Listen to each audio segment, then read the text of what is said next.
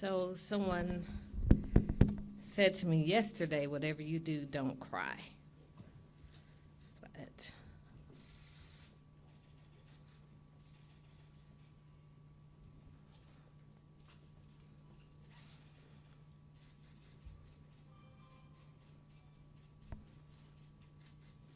for God's sake, don't have an ugly cry. So I am a much better writer than I am speaker. So I wish that I could have written something profound to say to you this morning. But the only thing that I could write my notes this morning was faith is the substance of things hoped for, the evidence of things not seen.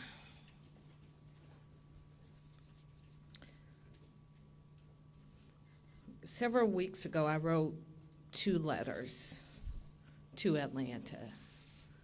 One was a letter if I made the decision to not run for mayor again, and the other was a letter if I made the decision to stay in the mayor's race. And remarkably, they were essentially the same letters. This has been my highest honor to serve as mayor of this city. And many of you all have heard me speak of my family's history in this city, going back almost 100 years. My grandmother would tell me how her father, who was a child of people who were once enslaved from Crawfordsville, Georgia, packed up a horse and buggy, and they made their journey to Atlanta. And my family moved to the west side of Atlanta. And they found community, and they found purpose, and they found a way to make the lives of their children better. And I stand here on their shoulders. So my love for this city was a love planted in my heart long before I was formed in my mother's womb. And I wish that I could tell you there was a moment or that there was a thing. But when you have faith and you pray for God's wisdom and guidance, in the same way that it was very clear to me almost 5 years ago that I should run for mayor of Atlanta, it is abundantly clear to me today that it is time to pass the baton on to someone else. I am immensely proud of the men and women whom I have served with. I could not ask for a better team of people who have a heart and a love for the people of this city. Many questions have been asked. Is it something to do with my family? And I've told you all, my husband Derek, who actually came out today. You all don't get to see Derek very much. I always said, whatever you do, I'm with you, just don't mess up my good job. So last night I said, you got to take back over the health insurance benefits. He said, I think I can handle that, and I'm grateful for that. But the last 3 years have not been at all what I would have scripted for our city. 3 months into our term, there was the biggest cyber attack in the history of a municipality in America. A federal investigation that seemed to literally suck the air out of City Hall into the previous administration.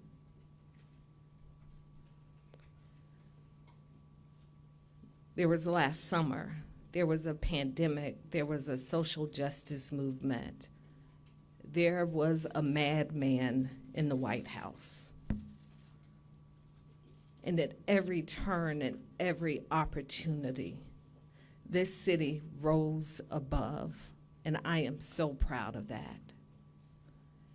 And what I know is that in the absence of my speaking my truth, people will insert a narrative, which is why I'm here today. Roz Brewer is my girl. I love her dearly. But she didn't get to be the CEO of Walgreens by offering jobs to random friends. I am not going to Walgreens in Chicago. Derek is not going to Walgreens in Idaho. I can't get Derek to move 2 miles off of Cascade Road. So I promise you that is not true. I don't know what's next for me personally and for our family. But what I do know is that this is a decision made from a position of strength and not weakness. I've raised the money. I had the most successful fundraiser of any mayor in the history of this city with President Joe Biden. I polled it. Nearly 70% of the people in this city still like me. If the race for mayor were held today, I would win this race without a runoff. That's not me making it up. I've seen the poll numbers. And even with all of those things that I know to be true and I know what I could do, just because you can do it doesn't always necessarily mean that you should do it. I can be mayor again, but there's a reason that there are elections every 4 years, and in the same way the people have the opportunity to make a decision every 4 years, candidates also have the opportunity to make a decision. And the decision that I have made after thoughtful prayer and consideration is not to seek another term as mayor of this city. So with that, I am going to open up for any questions that you have. Mayor, are you done with electoral politics? And I ask that because you just mentioned the money, and you have the option of that money you've raised, hold that money for potentially a campaign down the line. Is that possible, or are you going to return those funds, or what's your option? So this morning, if my donors have not already gotten a letter, they will get one shortly offering to refund the money and the donations that they have made to my campaign. You can't transfer campaign funds from one campaign to another campaign. And people very generously gave to our campaign, and I think it's only appropriate that I offer to return those funds to them. In terms of the future, I don't know what the future holds for me. I know I will be mayor until the first Tuesday in January. And what I have always said is that I want to leave the city better than I found it. So I will keep doing all of the things that we have done each and every day. We are going to keep working on affordable housing. We are going to continue to work to make sure that people who are living on our streets have a home and the supportive services that they need. And we are going to continue to do every single thing in our power to make the city safer. Mayor Bottoms, you talked about Mayor in the past. You talked about Mayor. You talked about not running. Was there anything in particular that you can point to that you can say that is something that's helping me make this decision, or is this just going on faith? I know you mentioned the faith in praying and talking about this. And a follow-up question: there's a lot of talk about former Mayor possibly jumping into the race. Your thoughts on that? So, Dave, the short answer, there was not one thing. I've talked about it so much that literally my husband told me he was not going to discuss it with me anymore. And I am very grateful for the people who I have talked to and sought their counsel who kept my confidence. This is not something I woke up and decided yesterday. This is something I've been thinking about for a very long time. And I joke, but really seriously, a tornado came down my street, literally, just a few days ago. And it was just this reminder of moments and things are bigger than one person. And quite honestly, if there were a person who I knew could step up and be the mayor that this city needs, I likely would have made another decision when I was offered a cabinet position. But I wanted to finish what I started, and I didn't see who could step in and lead this city.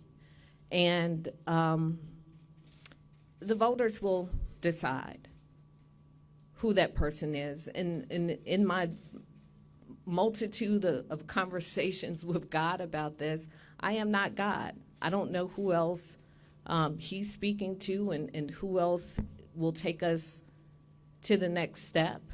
But what I do, I have a pretty good idea of the people it should not be, but that will be for the voters of Atlanta to decide. And that's part of the reason behind my timing in making this announcement now, to give a candidate who perhaps won't be a self-funded candidate. It's easy for someone wealthy to write themselves a check and run for office, but to give someone an opportunity to truly go out, fundraise, organize a campaign.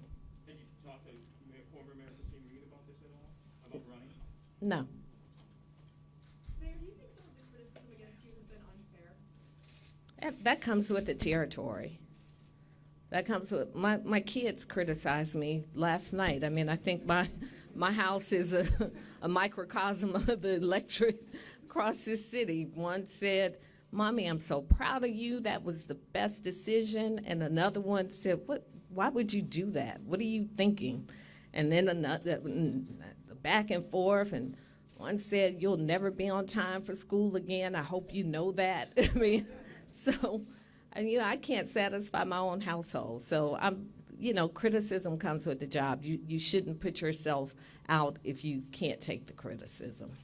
Is there something that stands out to you just emotionally about these last years that really sort of put this in framework? Because obviously you mentioned some of the lowlights of what's happened. What will you remember fondly, and what really impacted you in a negative way? Well, I know this is a big press conference because you're back in City Hall. Thank you, Ryan. Mama, we made it.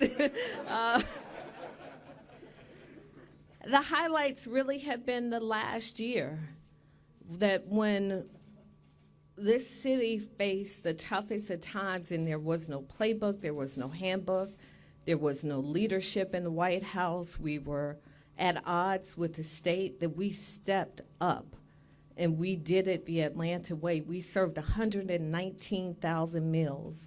We got $88 million in CARES Act funding. When was the last time the city of Atlanta has gotten that much money and there not be a scandal attached to it? $80 million of that went out into our communities. The men and women, our firefighters, our police officers, our sanitation workers never stopped working through the pandemic. The vast majority of our workforce never stopped in the midst of the pandemic.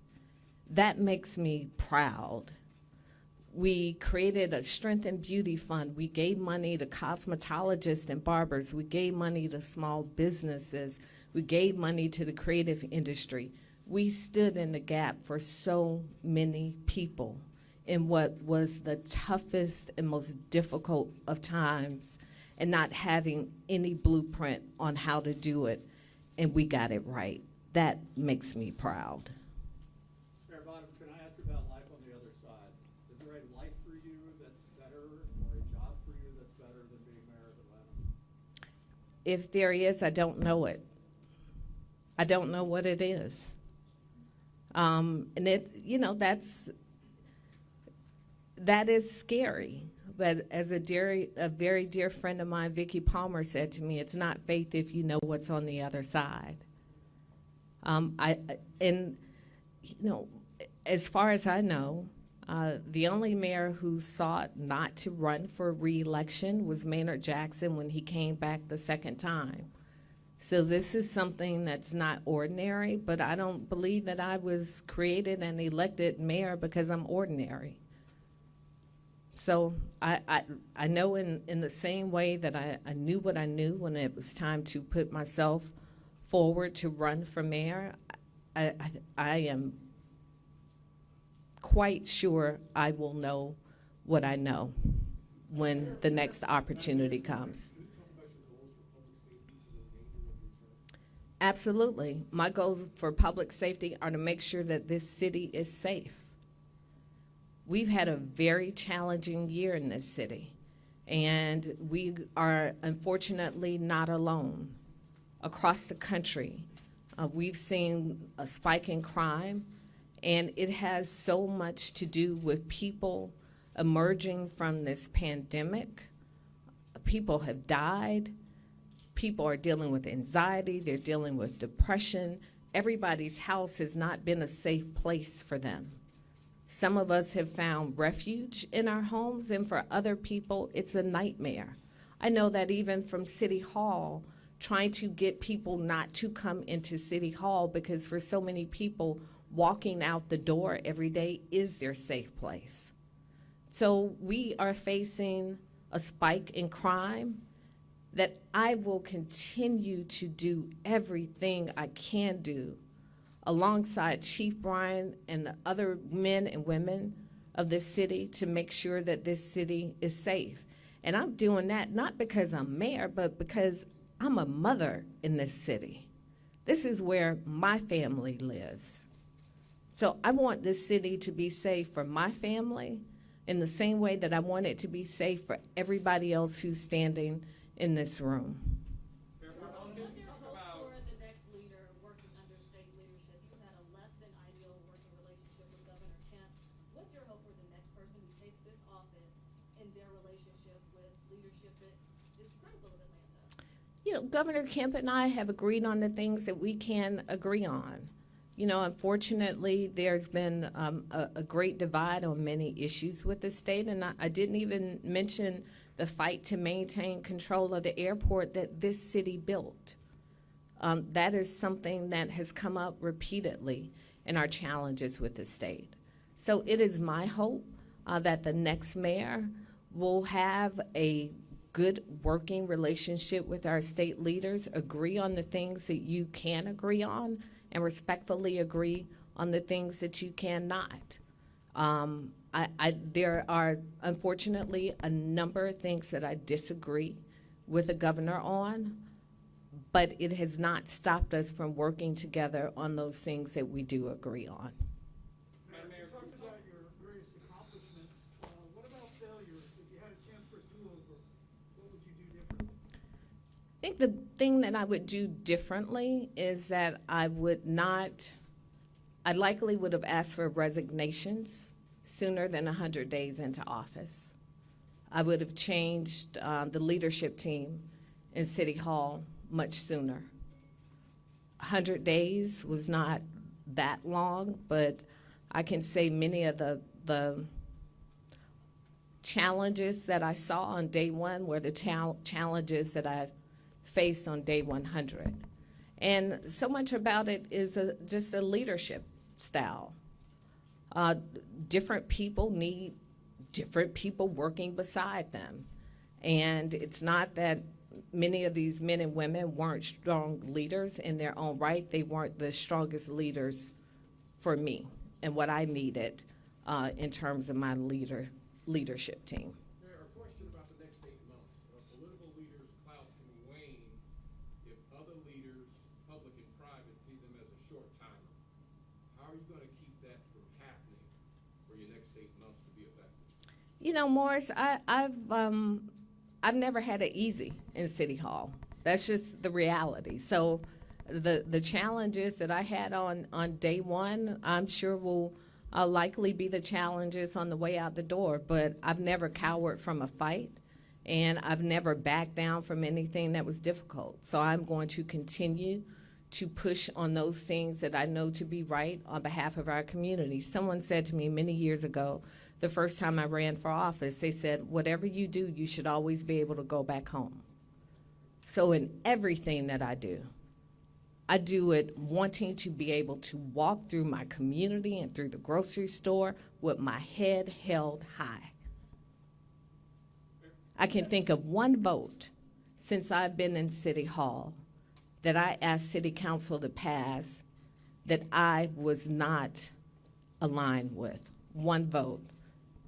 And that was in the first 3 months of my term. Since then, everything I've ever put before City Council, I put it forth because I believe in it. What was that vote? It was on the North Side Bridge. Did the backlash from Officer Garrett Robb being reinstated play into your decision? Absolutely not. The hard part was last year.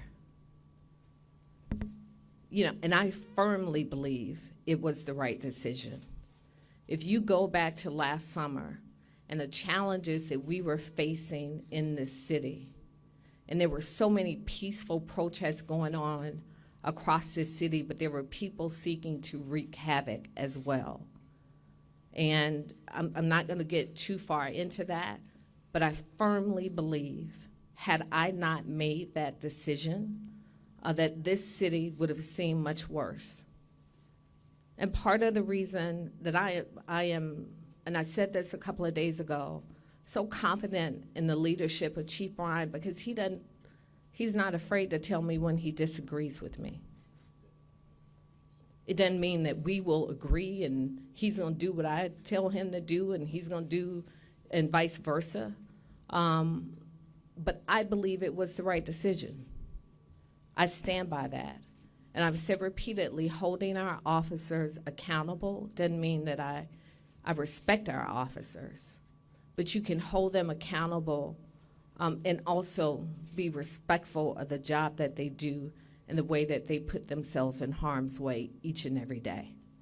But I firmly believe that the decision I made last year in the midst of all that was happening in our city was the right decision. I disagree with the ruling. Our position has been steadfast that we followed the procedures that needed to be followed under those emergency circumstances. The board disagreed, which was their right to disagree. But if I had to do it over again, I would do it the same way. Do you intend to appeal that decision? I'll talk with our attorneys about that. Mayor Bottoms, can you talk about the first time you felt like you heard that voice tell you inside that you shouldn't run again? Do you remember where you were and what the circumstances were? It's really interesting. I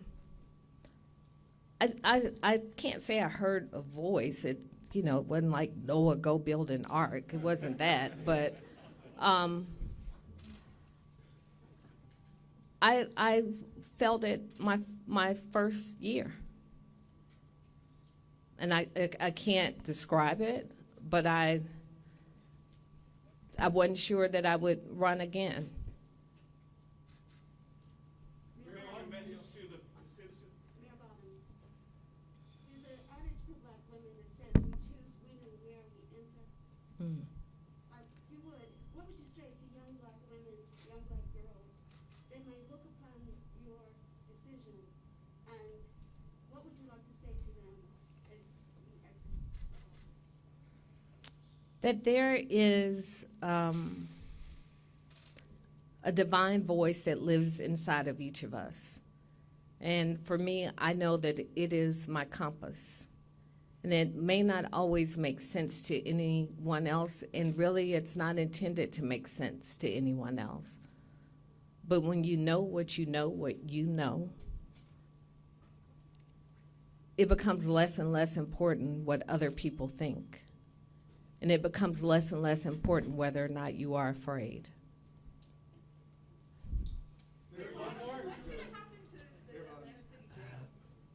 What was that? You have a vision for the Atlanta City Jail of turning it into something other than what it is right now, but there's Yeah. pushback in City Hall. In the next 8 months, do you think you're gonna be able to see that through?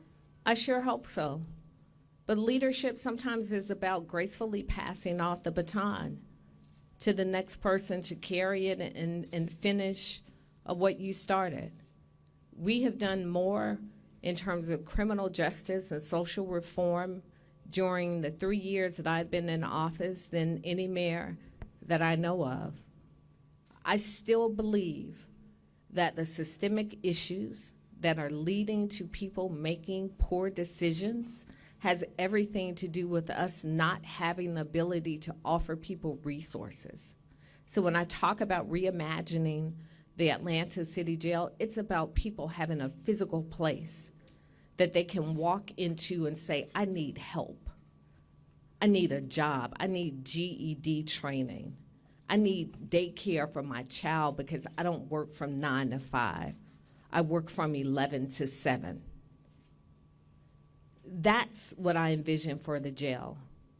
The jail has not housed violent criminal offenders in decades. We're not talking about rapists. We're not talking about murderers. We're not talking about people who carjack people. They have not been in that jail in over a decade.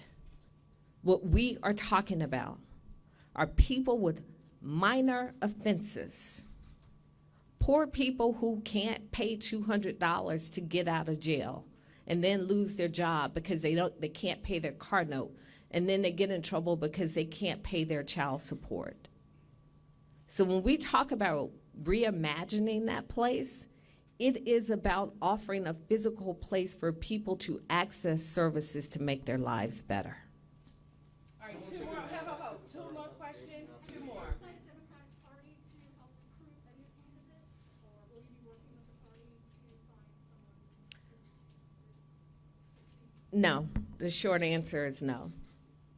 And let me just say this. I don't believe any one person anoints a successor. It doesn't work like that. It may have worked like that many, many years ago, but it hadn't worked like that in a long time. Nobody, not any one person. My one vote is the same one vote as the person who's going to come through and sweep up when we leave. So I don't think that I have the ability to anoint someone as my successor, but I certainly at the appropriate time will make it known who I will cast my vote for. What's that? Knowing the opposition on council to closing the jail and knowing that several of the people who either are running or rumored to run don't want to close it, how important is it for you to try to get a closure date on the books before you leave office? I would love to have a closure date on the books. And what is most liberating about not running for office, that conversation can be moved off the table about any decisions that I'm making because I'm running for reelection. So I want to keep pushing for the closure in the same way I started pushing for it my first year in office. I'm not going to let up. To your critics, speaking of the timing again, making this decision out of faith, not fear. Speak to those who want to criticize you, especially given the news of this week that you're folding under pressure. How do you want to go out and speak to those people? I've dealt with pressure. I started dealing with pressure when I was 8 years old, and I saw my father being let out of our house in handcuffs. So if anybody thinks a decision about reinstating an employee would run me out of office, is someone who doesn't know me very well. I didn't fold under pressure last summer.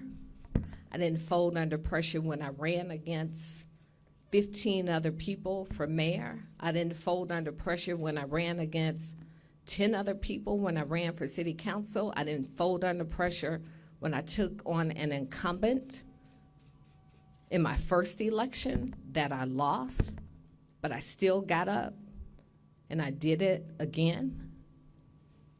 So I may bend, but I will never break. Mayor Bottoms, the election to come is likely to be turned into a bidding war on criminal justice issues. With your exit from the race, do you believe that puts progressive reforms on criminal justice at risk? I I think reform on criminal justice is at risk, period. The will that we had in my first year in office in 2018, the entire nation was favoring criminal justice reform. What I see now with the uptick in crime across the country is that we're going back the other way as a country, back to lock them all up and throw away the key. And the danger in that, it's that it gets us to moments like this. So we have to do short-term things to address issues in our communities with crime, but you have to think long-term on how you break those systemic issues that lead people to make decisions to commit crimes. Did you like being mayor, Mayor Bottoms? Did you like being mayor? Did I like being mayor? I did. I did. It's a hard job. It's a very hard job, but I mean, there are people who get up every day and do things much harder than this. And they don't have the support and the team that I have around me. So yeah, I love being mayor. What were your expectations during your inauguration for this job versus the reality of your administration? I'd never anticipated a social justice movement. I never anticipated a pandemic. I knew there was a madman in the White House, but I didn't know what it would feel like to lead under those circumstances. So there were so many unscripted things. But the things that I spoke of in my inauguration are still the things that are meaningful to me. Making our communities better, giving opportunities to people across the city. If you remember, I did my inauguration at Morehouse College, the west side of Atlanta, and I did it for a reason. Because I wanted people to see that this physical place of community was important to me. Affordable housing is still important to me. The $1 billion goal, it's why we are already over $500 million there. All of those things still matter to me. Once you leave office, in what capacity do you expect to help the city continue moving forward, particularly in those areas? I will be available in any way that I possibly can without interfering with the next mayor's term. And unfortunately, that hasn't been the case always during my term. Elise is telling me to stop talking. At least I am mayor until the first Tuesday in January, okay? As I was saying. I think when you walk forward, you can't walk forward with looking over your shoulder. So I will be available in any way I possibly can. What's that? Would you be more interested in a role in the Biden administration after this? You know, we'll see. I can tell you, being mayor with President Biden in the White House has made a world of difference. The ability to pick up the phone and have someone that you can call with an expectation that they will help you and not harm you is something that I've not experienced, and I'm very grateful to at least have this year to experience that type of leadership. Mayor, do you have more information on your working group on crime? Who's on that group? The governor's pushed back, saying another meeting isn't going to make a difference with the crime we're seeing in the city. Well, if the governor feels that way, that's probably why we're having a crime wave across the state. You put everything that you have into fighting crime. You use every tool in your toolbox. So we're not going to stop meeting. We're not going to stop working. We're not going to stop pushing. We're not going to stop fighting. So to answer your question, we were still making calls to confirm the members, and as soon as we have everyone confirmed, we'll release those names. I don't know. It may even be today. You're All right. emotional, and we know you love the city of Atlanta, but is it like there's been a weight lifted off of your shoulders? To the extent the weight has been lifted, it is the decision and speaking it not to run. And I can't say enough about my husband, Derek. and just the love and support that he continues to give me. And the great thing about being from this city and being from what I call this village of Atlanta, I have people friends I've made in kindergarten, who will love and support me personally, whether I'm mayor or not. So part of the delay in my decision was the guilt. Am I doing harm to my city by not running for mayor again? But there's a reason I did not take the opportunity to go to the White House. I signed up for 4 years. 4 years. Those 4 years are almost up, and the voters have a right to make a decision, and so do I. And this is the decision that I've made, but it is a very difficult decision. Mayor, there was something you said earlier that I think is really interesting. I want to come back to it. You said that one of the mistakes that you may have made was not asking for resignations within the first 100 days. I have long believed that you may have had trouble trusting the people broadly who work in your administration, like because of this ongoing FBI investigation. And you said in your letter that a lot of people here have felt afraid of making a mistake because they were afraid that they'd be castrated by us. Yeah. How long did it take you to trust the people you were working with enough? I can't say. I would imagine it's when I got my team in place. And I think that's not particular to this administration. I think that's just the nature of the beast. And as my husband said to me one day, it's not really paranoia if they really are out to get you. And, that's the nature of being an elected official. And again, it's, every leadership team is about synergy and who fits with the person's leadership style. And, you only think I shed tears today. When I talked to my cabinet last night, I am so honored to work alongside the people whom I work with every day. What advice and priorities do you hope the next mayor has for Atlanta? That will be for the next mayor, but I can tell you what needs to continue. The work to close the income gap in this city, the work to make sure that this city is still affordable for everyday working people, the work to make sure that the people who are still living on our streets have access to the services they need to be healthy and whole. That's the work that will never end. Mayor, what is your response to the ethics violation for the campaign contribution back in 2017?